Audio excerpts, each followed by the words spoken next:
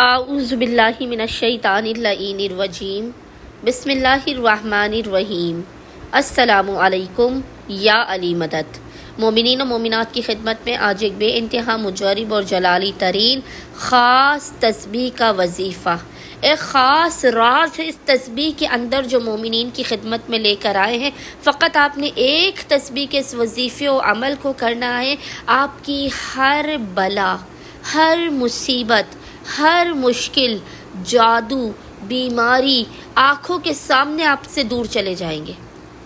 دنیا کی جتنی بھی بڑی مشکل ہو، جتنی بھی بڑی مصیبت و غم یا پریشانی ہو، مومنین فوراً اس ایک تسبیح کے جلالی وظیفے و عمل کو کریں، آپ ہر مصیبت، ہر بلا اور ہر مشکل سے نجات پائیں گے۔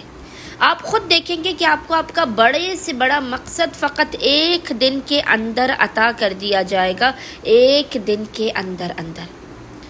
آپ یہ تسبیح مکمل بھی نہیں کرنے پائیں گے، یہ اس قدر جلالی تسبیح ہے باخدا کہ آپ کی تسبیح مکمل بھی نہیں ہونے پائے گی۔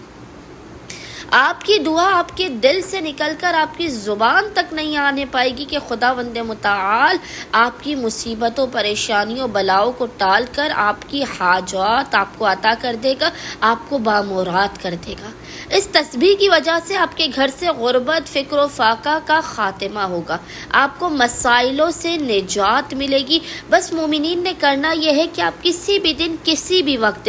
جب بھی آپ شدید ترین مصیبت و پریشانی میں ہو، حاجات قبول نہ ہو رہی ہوں، آپ اس ایک تسبیح کو پڑھیں، خداوند متعال آپ کی زندگی کو خوشحال کر دے گا، غیبی خزانوں سے آپ کی مدد کرے گا۔ تسبیح پڑھنے کا طریقہ یہ ہے کہ تسبیح پڑھنے سے پہلے آپ نے باوضو ہونا ہے، اور باوضو ہونے کے بعد آپ نے قبلہ رخ ہو کر بیٹھ جانا ہے، اول و آخر 14 مرتبہ 14 ٹائمز محمد و آل محمد پر درود بھیجنے کے درمیان میں آپ نے پیشانی کو سجدگاہ پر رکھ کر 100 مرتبہ 100 ٹائمز ایک تسبیح جس ذکر کی تلاوت کرنی ہے، وہ ذکر ہے اللہ الصمد،